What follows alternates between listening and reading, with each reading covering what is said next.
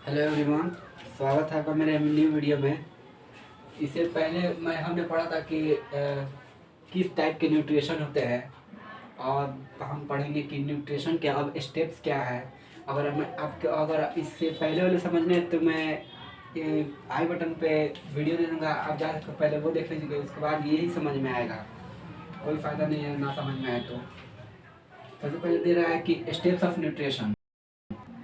Steps of nutrition मतलब nutrition के steps क्या है। पहला है कि इंजेशन।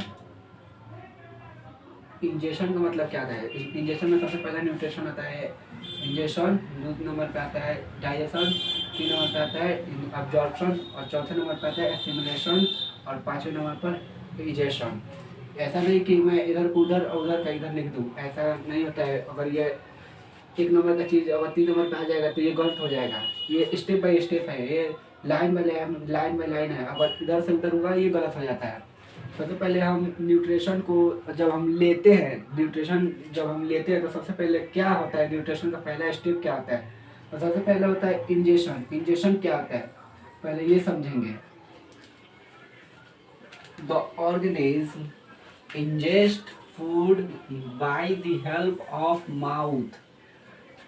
वैसे ऑर्गेनिज्म जो अपना फूड लेता है, इंजेस्ट करता है, अपना फूड लेता है किसकी मदद से?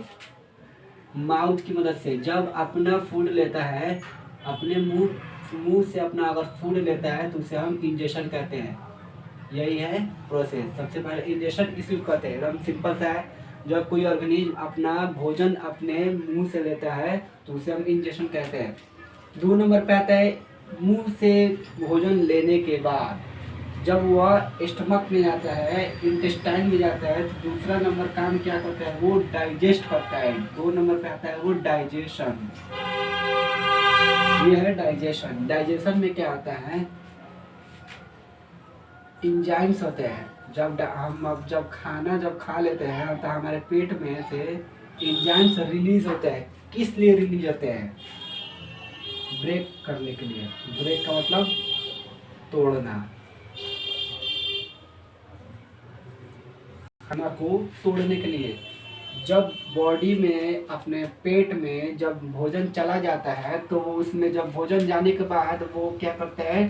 सबसे पहले इंजाइम्स निकालता है। हमारा पेट में से हमारे इंजाइम्स निकलते हैं और वो तोड़ देते हैं भोजन को तोड़ देते हैं। देम इनटू सिंपल सॉल्यूबल, छोटे वो तोड़ देते हैं। तीन नंबर पे आता है एब्जॉर्प्शन। एब्जॉर्प्शन क्या होता है? The simple soluble food. जब सिंपल सॉल्यूबल फूड में वो तोड़ देता है तो क्या होता है? उसी सिंपल सॉल्यूबल फूड को एब्जॉर्ब करता है बाय द साइटोप्लाज्म। साइटोप्लाज्म में एब्जॉर्ब करता है। अब साइटोप्लाज्म आ जाता है वो साइटोप्लाज्म। जैसे कि ये हमारा बॉडी है, बॉडी में से एक सेल लेते हैं। ये सेल है, छोटा हो गया।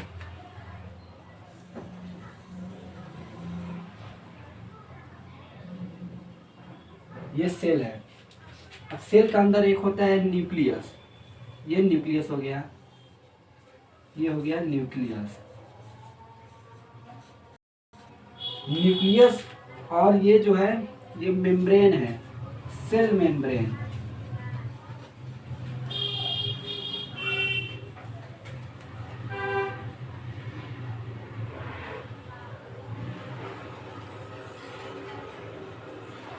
सेल मेम्ब्रेन है। ये सेल मेम्ब्रेन एक वॉल की तरह होता है। ये दीवार का काम करता है। किसी भी सेल है, और ये तो पूरा सेल है, ये तो पूरा जो है ये तो पूरा सेल है। इसे हम पूरा सेल कहते हैं। सेल में क्या होता है? ये दीवार सा है, ये बाहर की चीजों से प्रोटेक्ट करता है। सेल मेम्ब्रेन जिसे कहते हैं। सेल मेम्ब्रेन कहो या प्लाज्मा मेम्ब्रेन कहो, बात एक ही है। अब क्या होता है? सेल मेम्ब्रेन या प्लाज्मा मेम्ब्रेन कह जाता हूँ, काम की चीज है प्लाज्मा मेम्ब्रेन। हालांकि इसके बाहर एक और दीवार होता है जिसे हम सेल वॉल बोलते हैं। वो इसमें इसका काम नहीं है, ये सेल वॉल हो जाता है, ये सेल वॉल है।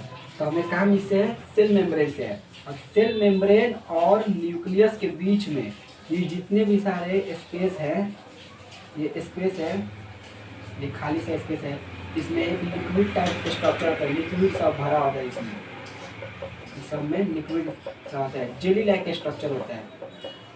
इस जेली लाइक स्ट्रक्चर को बोलते हैं जेली लाइक स्ट्रक्चर।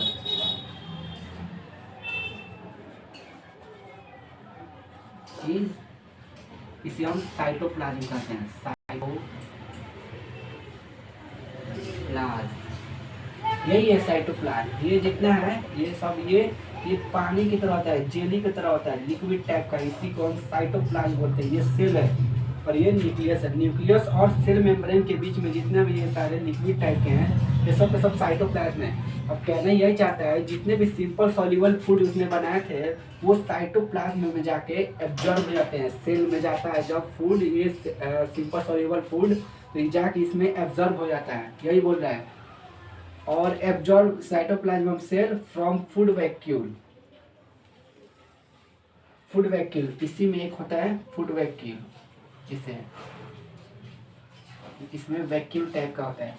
इसी साइट ये ऑर्गेनेल्स है, ये 8 क्लास की चीजें थी, ये ऑर्गेनेल्स है, ये फूड वैक्यूल जो है ऑर्गेनेल्स है, साइटोप्लाज्म में ही तैरते रहते हैं, इसी की वजह से होता है।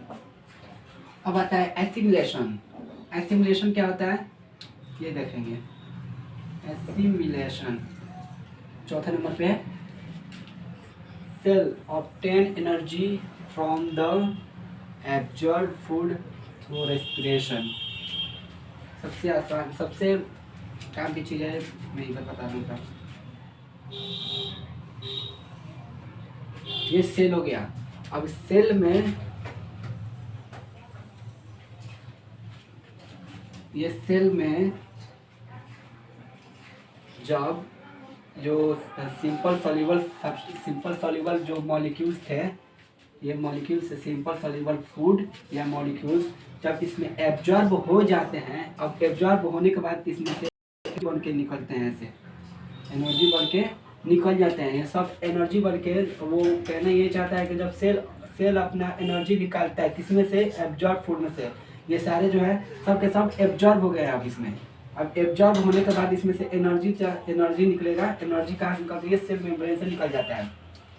अब एनर्जी लेने के बाद अब कैसे एनर्जी बनाता है, फूड तो एब्जॉर्ब हो गया, अब एनर्जी में कन्वर्ट कैसे होगा ये दिखाना चाहता हूँ कि मैं, जब हम सांस लेते हैं, जो भी ऑर्गेनिज्म अगर सांस लेता है, सांस लेने पर ऐसे खींचा, सांस लिया और सांस जो है वो ऑक्सीजन सेल में जाता है। ऑक्सीजन सेल में जाने के बाद वो ऑक्सीजन जो है हेल्प करता है एनर्जी बनाने में। जो एनर्जी किससे बनाता है, सिंपल सॉल्युबल मॉलिक्यूल से एनर्जी बनाता है, यही ऑक्सीजन काम करता है। चौथे नंबर पे आता है इजेशन। इजेशन का मतलब होता है, इजेशन या एक्सक्रेशन दोनों में से कोई सा भी था, यहाँ पे इजेशन मैंने लिख दिया। Remove out unwanted materials. अब जब हमारा खाना पच गया, बॉडी में से खाना पच गया,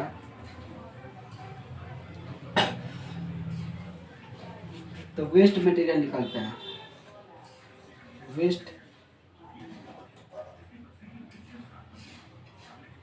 खाना पचने के बाद वेस्ट निकलता है। वेस्ट में कौन सा निकलेगा, यूरिन हो गया, स्वेट हो गया, ये सब हमारा यूरिन, मूत्र, पसीना, मूत्र और पसीना निकलता है, ये सारे वेस्ट हैं। इसी को बता रहा है इजेशन में क्या होता है, जब सारे हो जाते हैं, सारे ये प्रोसेस हो जाते हैं, तो सबसे लास्ट में होता है रिमूव कर देता है वेस्ट मटेरियल को। वेस्ट मटेरियल क्या लिखा मैंने, वेस्ट मटेरियल में हमने देखा कि स्वेट आता है और यूरिन आता है, यही सब हमारा टॉपिक है। अब इसके आगे क्या पढ़ना है वो हम अगली क्लासेस में डिसाइड करके पढ़ा दूँगा।